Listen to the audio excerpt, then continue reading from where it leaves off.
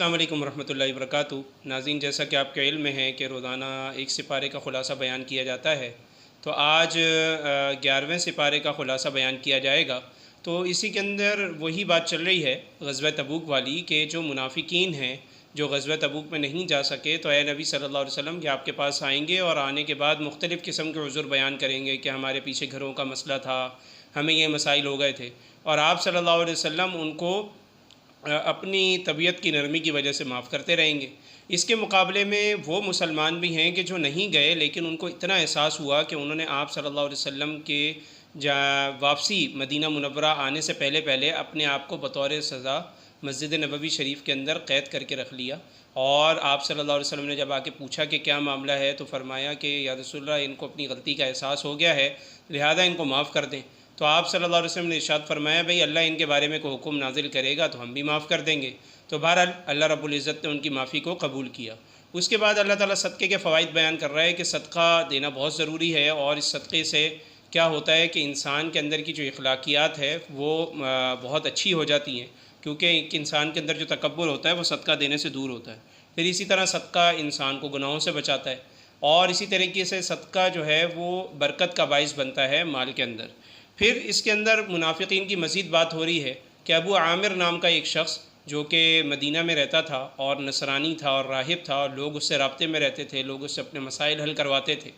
اور قریب تھا کہ اس کو بڑا بنا لیں اپنا۔ تو آپ صلی اللہ علیہ وسلم اتنے میں مدینہ منورہ تشریف لے گئے، تو پھر آپ صلی اللہ علیہ وسلم کی آس پاس لوگوں کی جو معاملات جو تھے وہ زیادہ سے زیادہ رابطے میں لوگ آنے لگے، اور اس طرف کی رونق بڑھ گئی اور اس طرف کی رونق بالکل ختم ہو گئی۔ تو وہ ایک دن آپ صلی اللہ علیہ وسلم کے پاس حاضر ہوا، اور آپ صلی اللہ علیہ وسلم سے آ کے چند اعتراضات کیے اور کچھ سوالات کیے۔ آپ صلی اللہ علیہ وسلم نے اس کا جواب دیے، لیکن چونکہ وہ شاید سمجھنا نہیں چاہتا تھا تو وہ سمجھ نہیں پایا، اور اس نے آپ صلی اللہ علیہ وسلم کی باتوں سے اتفاق نہیں کیا، بلکہ آخر میں یہ بد دعا دی کہ ہم میں سے جو باطل پر ہوگا، جو غلط ہوگا، وہ بے یار و مددگار مارا جائے گا، جس پہ آپ صلی اللہ علیہ وسلم نے بھی فوراً آمین کہہ دیا۔ تو یہی ابو عامر ہے کہ جس نے وہاں پہ منافقین کو یہ مشورہ دیا کہ آپ لوگ ایک کام کرو کہ قبا کے علاقے کے اندر ایک مسجد بناؤ، اور وہاں پر جو سادہ لو مسلمان ہیں ان کو لینے کی کوشش کرو، وصول کرنے کی کوشش کرو۔ اور اس نے اس کی کیا ترکیب بنائی کہ آپ صلی اللہ علیہ وسلم سے ہی اس میں نماز پڑھوا دو کہ جی آپ آئیں اور برکت کی نماز پڑھا دیں۔ تو آپ صلی اللہ علیہ وسلم نے ارشاد فرمایا، بھئی ابھی تو ہم تبوک میں جا رہے ہیں، جب ہم واپس آئیں گے تو اس معاملے کو دیکھتے ہیں۔ تو آپ صلی اللہ علیہ وسلم جب واپسی تبوک سے ہوئی تو آپ صلی اللہ علیہ وسلم کو بطور وحی بتا دیا گیا کہ آپ وہاں جا کر آپ نے نماز نہیں پڑھانی، اور یہ جو مسجد زرار ہے یہ وکفرا و تفریقا بین المؤمنین و ارصادا لمن حارب اللہ و رسولہ، کہ یہ تفریق کے لیے پیدا کی گئی ہے، یہ تاکہ مسلمانوں کے اندر تفریق ہو جائے، مسلمانوں کی اجتماعیت توڑنے کے لیے بنائی گئی ہے، اور اسی لیے بنائی گئی ہے جو کہ اللہ اور اس کے رسول کے دشمن ہیں وہ اس میں کام کر سکیں اور اسلام کے خلاف کام کر سکیں۔ تو آپ صلی اللہ علیہ وسلم کو جب یہ بات پتہ لگی تو اللہ کے نبی علیہ الصلوۃ والسلام نے 2 صحابہ اکرام کو بھیج کر اس مسجد کو جلوا دیا۔ اب دیکھیں وہاں پر وہ مسجد بن رہی ہے، مسجد کے نام پر ہے، لیکن اللہ کے نبی علیہ الصلوۃ والسلام کو پتہ ہے کہ یہ مسجد کے نام پہ نہیں ہے، بلکہ یہ کفر کے لیے ہے۔ تو پتہ لگا، علماء کرام نے اسے یہ مسئلہ لکھا ہے کہ جو مسجد اس بنیادوں کے اوپر بنی ہے، وہاں پہ کفر اور شرک ہو تو اس کو مسجد کا احترام نہ تو اس کو دیا جائے گا، نہ وہ مسجد کسی بھی طریقے سے مانی جائے گی۔ تو اس میں یہ بات ہوئی۔ اس کے مقابلے میں مسجد قباء کے بارے میں فرمایا کہ یہ جو مسجد ہے افمن اسس بنیانہ علی التقوی، کہ اس کی بنیاد تو تقوی پہ رکھی گئی ہے، مخلصین کا مرکز ہے۔ پھر اللہ تعالیٰ نے مومنین کی تعریف بیان فرمائی کہ مومنین کون ہوتے ہیں، جیسے کہ التائبون العابدون الحامدون، کہ بھئی تائب توبہ کرنے والے ہوتے ہیں اور حمد کرنے والے ہوتے ہیں اور رکوع سجود کرنے والے ہیں اور عمل بالمعروف نہی عن المنکر کرنے والے ہیں۔ تو یہ اچھی اچھی صفات مسلمانوں کی بیان ہوئی۔ پھر اسی کے آخر میں سورۃ توبہ کے آخر میں اللہ تعالیٰ آپ صلی اللہ علیہ وسلم کو 2 القابات سے نواز رہا ہے کہ آپ صلی اللہ علیہ وسلم رؤوف اور رحیم ہیں۔ یہ وہ 2 صفات ہیں کہ اللہ تعالیٰ نے اس کی کسی کو بھی متعین نہیں فرمایا سوائے آپ صلی اللہ علیہ وسلم کے، کہ اللہ تعالیٰ نے اپنی ان 2 صفات کو آپ صلی اللہ علیہ وسلم کے لیے بھی بیان فرمایا ہے کہ آپ صلی اللہ علیہ وسلم رؤوف اور رحیم ہیں۔ یہاں پر اس صورت کا اختتام ہو رہا ہے، اور پھر اس کے بعد آگے سورہ یونس شروع ہو رہی ہے۔ آپ کو پتہ ہے کہ حضرت یونس علیہ السلام اللہ تعالیٰ کی جلیل القدر نبی ہیں، اور یہ مکی صورت ہے، یعنی ہجرت سے پہلے نازل ہوئی ہے۔ آپ کو پتہ ہے جو ہجرت سے پہلے صورتیں نازل ہوئی ہیں اس میں اللہ تعالیٰ بیسک پہ بات کرتے ہیں، توحید پہ، رسالت پہ۔ تو اس میں بھی سب سے پہلے توحید پہ بات ہوئی، پھر رسالت کے اوپر بات ہوئی، پھر عبودیت اور الوہیت کے اوپر بات کی، ربوبیت کے اوپر بات کی کہ بہت سارے لوگ ہیں جو اللہ تعالیٰ کو معبود مانتے ہیں اور بہت سارے لوگ ہیں اس کی تکذیب کرتے ہیں۔ پھر اسی طریقے سے اللہ تعالیٰ نے فرمایا کہ انسان کی بدعمالیوں پہ اللہ تعالیٰ ان کو فوراً نہیں پکڑتا، یعنی اللہ تعالیٰ انسان کی طرح جلد باز نہیں ہے کہ یہاں پر گناہ ہوا وہاں پہ فوراً پکڑ لیا، بلکہ اللہ تعالیٰ مہلت دیتا ہے، کافروں کو بھی مہلت دیتا ہے تاکہ وہ سرکشی مزید کریں، اور مومنین کے لیے یہ مہلت بہت بڑی نعمت ہے کیونکہ ان کو توبہ کی توفیق ہوتی ہے اور وہ اللہ تعالیٰ کے دوبارہ مقرب بن جاتے ہیں۔ پھر اسی طریقے سے اللہ تعالیٰ فرما رہا ہے کہ جو قرآن ہم پڑھ کے سنا رہے ہیں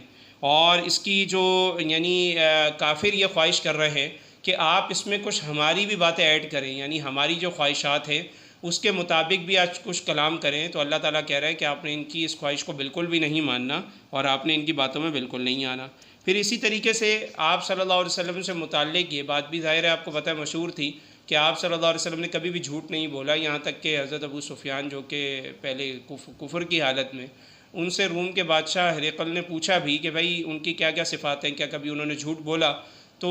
انہوں نے کہا کہ بھائی انہوں نے تو کبھی بھی جھوٹ نہیں بولا۔ تو انہوں نے کہا میں حیران ہوں کہ ایک شخص نے جھوٹ نہیں بولا، تو وہ شخص اب آ کے اللہ تعالیٰ پہ جھوٹ کیوں بول رہا ہے کہ اللہ تعالیٰ نے مجھے نبی بنایا ہے؟ تو اللہ تعالیٰ نے فرمایا کہ یہ نبی جو ہے ان کی عمر تمہارے درمیان پہلے گزر چکی ہے، لقد لبثت فیکم عمرا من قبلی، جس طرح کہ یہ روایات میں آتا ہے، یعنی قرآن مجید کی آیت میں ہے۔ تو فرمایا کہ ان کی عمر پہلے تمہارے درمیان 40 سال گزری تو ہے، جب انہوں نے اس وقت جھوٹ نہیں بولا تو وہ اب جھوٹ کیوں بولیں گے؟ تو بتانے کا مطلب یہ ہے کہ اللہ تعالیٰ نے آپ صلی اللہ علیہ وسلم کی مزید پاکی بیان فرمائی کہ آپ صلی اللہ علیہ وسلم جھوٹے بھی نہیں ہیں اور کافر بھی اس چیز کا اقرار کرتے ہیں۔ پھر اللہ تعالیٰ نے اپنی نعمتوں کی بات کی کہ اللہ تعالیٰ وہی ہے جو رزق دیتا ہے، اور ان سے پوچھیں کہ تمہیں رزق کون دیتا ہے، کون پالنے والا ہے، کون جان ڈالنے والا ہے، کون موت دینے والا ہے؟ تو یہ سب سوالات اللہ تعالیٰ نے بطور عقیدہ ان کے درستگی کے لیے کیے کہ بھئی غیر اللہ تو یہ سب نہیں کر رہے نا، یہ تو اللہ ہی کر رہا ہے۔ پھر اسی طریقے سے اللہ تعالیٰ نے قرآن مجید سے متعلق چیلنج دیا کہ بھئی اگر تم یہ سمجھتے ہو کہ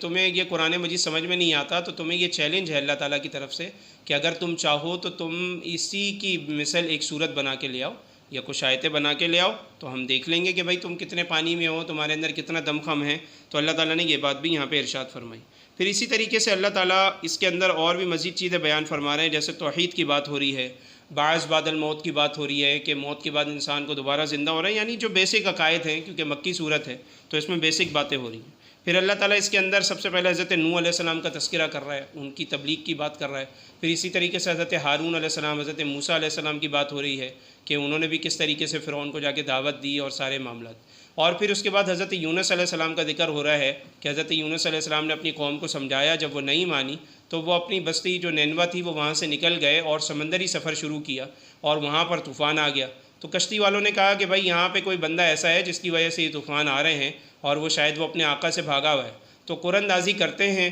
اور جس میں اس کا نام نکلے گا اس کو ہم سمندر برد کر دیں گے تاکہ ہماری کشتی بچ جائے۔ اتفاق ایسا ہوا کہ انہوں نے 3 مرتبہ قرآن اندازی کی اور تینوں مرتبہ حضرت یونس علیہ السلام کا نام نکلا۔ تو انہوں نے کہا کہ بھائی اس بندے کو اٹھا کر سمندر برد کر دیتے۔ انہوں نے کشتی سے اٹھا کے حضرت یونس علیہ السلام کو دھکا دے کے سمندر کے اندر پھینک دیا۔ تو جب سمندر کے اندر پھینکا تو حضرت اللہ تعالیٰ تو بہت کریم ہے، تو اللہ تعالیٰ نے فوراً مچھلی کو حکم دیا، مچھلی نے حضرت یونس علیہ السلام کو نگل لیا، اور بعض روایات کے مطابق 40 دن حضرت یونس علیہ السلام اس مچھلی کے پیٹ میں رہے۔ یہاں پر ان کی قوم کو یہ اثر ہوا کہ جب انہوں نے دیکھا کہ اللہ کے نبی ناراض ہو کے اور اس طرح بستی چھوڑ کے چلے گئے ہیں، تو اس بات کا ان کے اوپر بہت اثر ہوا اور وہ صحراؤں میں نکل آئے اور انہوں نے اجتماعی توبہ کی، تو اللہ تعالیٰ نے ان کو اجتماعی عذاب سے بچا لیا۔ تو یہاں پر اس 11ویں سپارے کا اختتام ہوتا ہے۔ تو ہماری اللہ رب العزت سے دعا ہے کہ اللہ رب العزت جو کچھ ہم نے سنا ہمیں اس پر عمل کی توفیق عطا فرمائے۔ وآخر دعوانا ان الحمد للہ رب العالمین۔